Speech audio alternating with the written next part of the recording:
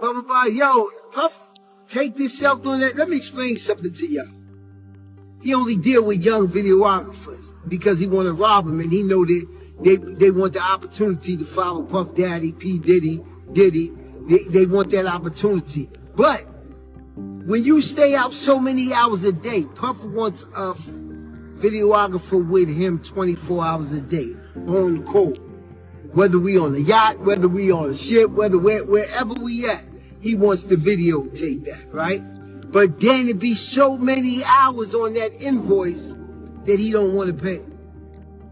He gets in touch with the office.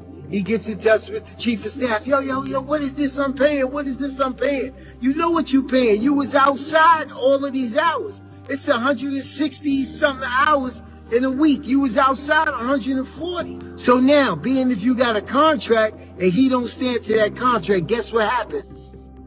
He could do whatever he want to do with that footage. So now that footage goes to the highest bidder. And 50 had to be the highest bidder to get the, yo, this is business.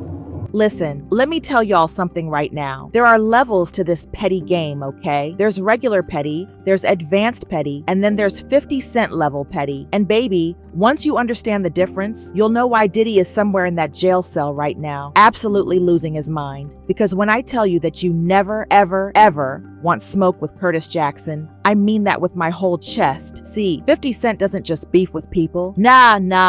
That man collects receipts like they're Pokemon cards, honey. He holds grudges like they're Olympic gold medals. He will wait, and I mean wait decades if he has to, just to strike at the perfect moment. And that's exactly what he's been doing with Diddy. 20 years. 20 years this man has been storing evidence, watching, waiting, taking notes. And now he's cashing in because 50 Cent just dropped a whole entire documentary on Netflix exposing everything about Sean Diddy Combs. And I'm not talking about some light documentary. No ma'am, no sir. This man somehow, and we still don't know how, got his hands on footage from Diddy's last days of freedom before he got arrested. Like, we're talking about footage from right before the feds came through and snatched him up. How? How does 50 Cent have access to this kind of material? The level of access this man has is truly frightening. And Diddy? Oh, Diddy is big mad. Like screaming at his lawyers through the phone mad. His whole legal team had to release a statement calling the documentary illegal. They tried to get Netflix to pull it down, threatened lawsuits, sent cease and desist letters, the whole 9 yards. Meanwhile, 50 is somewhere in his mansion, feet up, sipping on his brandy, watching his Netflix checks roll in like, y'all mad or nah? And let's not forget how this whole thing even started way back in the day. If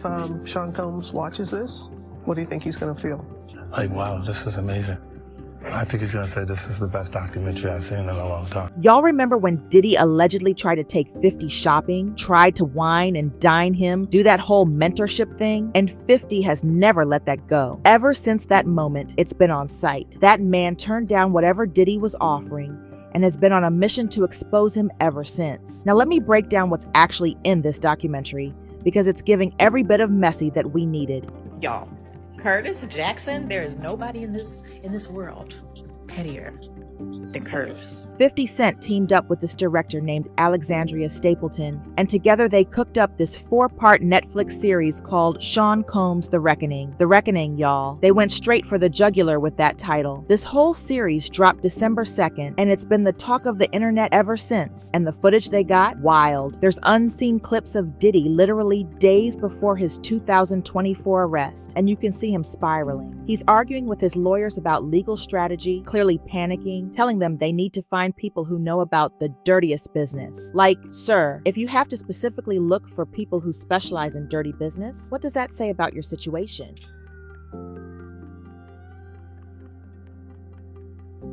We have to find somebody that'll work with us that has dealt in the dirtiest of dirty business. We're losing. The panic was written all over his face, but here's where it gets even better. Strategy. Listen to me. I'm gonna get off the phone right now, and I am gonna let you professionals look at the situation and come back to me with a solution.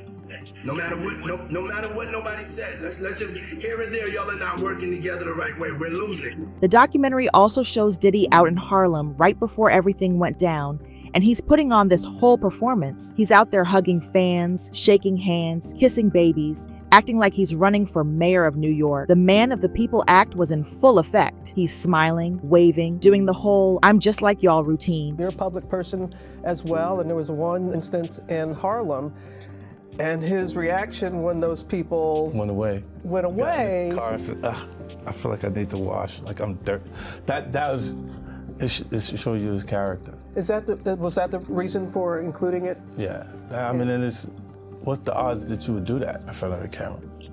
Like that's one of the moments where he forgot he was on tape. But then, and this is where 50 really got him, the cameras catch what happens the second he gets back in his car. This man immediately asked for hand sanitizer, didn't even wait 2 seconds, and 50 Cent is using this clip to show everybody what he's been saying all along. Diddy's whole persona is fake. It's mask on, mask off. You're hugging the people in public for the cameras, but behind closed doors, you're wiping them off like they're contaminated. That's the level of two-faced behavior we're dealing with here. Do you think that hip-hop culture was on trial as much as Sean Combs was? Look, if I didn't say anything, you would interpret it as the hip-hop is fine with his behaviors. There's no one else being vocal. So you would look at it and just say, because that mind your business, or let me not say nothing about nothing, or those things, it would allow the entire culture to register as if they're for that. Now, when reporters asked 50 if this documentary was personal, he tried to act all innocent. He's out here like, nah, this ain't personal. I'm just exposing how the hip-hop community refuses to condemn Diddy. The industry's silence means they approve of his behavior. And listen, he's got a point there. The fact that 50 can sit up there and say, I don't have any assault cases, I don't have allegations with young girls, but y'all stay quiet about Diddy, that hits different. He's calling out the whole industry for being complicit through their silence. He's saying that all these other rappers stay quiet because they're probably compromised too. But let's be real for a second. Even though 50 is trying to make this sound like some noble mission, we all know this man always makes it personal. That's his brand. But you know what? He deserves credit, because while everybody else was calling him a hater, while people were laughing at him for going after Diddy year after year, a lot of what he was saying ended up being true. So now he gets to sit back and gloat. And honestly, he's earned it. People used to clown 50 Cent for being obsessed with Diddy. They'd be like, why are you so pressed? Why can't you just let it go? And now, look, everything he was talking about is coming to light. And suddenly everybody wants to act like they knew all along. Nah, fam.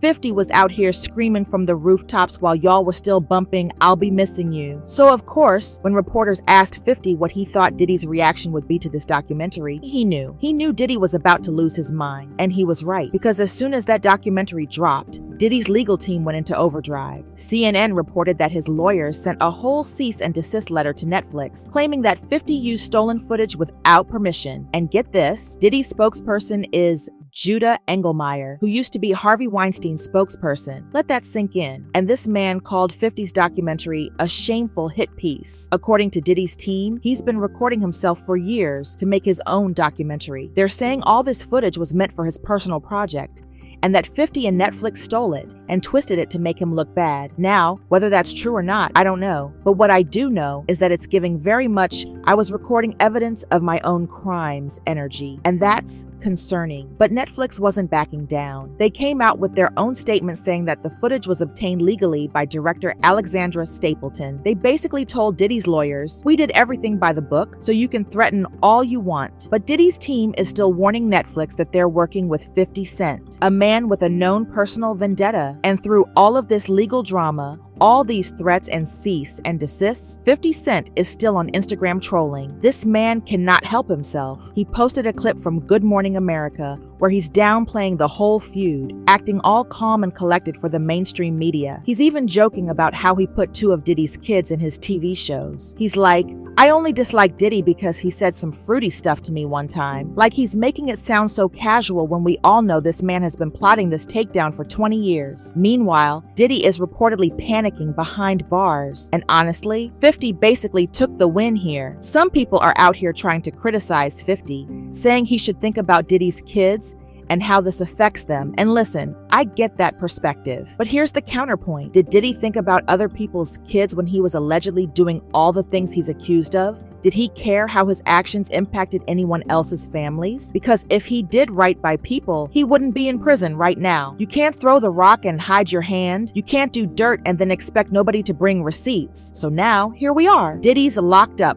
furious, probably regretting every single interaction he ever had with Curtis Jackson. 50 Cent is living his best life, cashing Netflix checks, and reminding us all why you should never, ever cross him, because he will wait, he will plan, and he will make sure the whole world knows your business when the time is right. So let me ask y'all this. Have you watched the documentary yet? Because if you haven't, you need to get on that. And real talk, do you think 50 is being petty, or is he just telling the truth? Is this revenge, or is this justice? Drop your thoughts in the comments, because I want to know what y'all think. And make sure you stick around for the next video, because trust me, this story is far from over. If you know 50 Cent, you know he's got more receipts in the vault. This is just the beginning, baby. The drama is only getting started. Until next time, stay messy, stay informed, and remember, never underestimate a man with a grudge and a Netflix deal.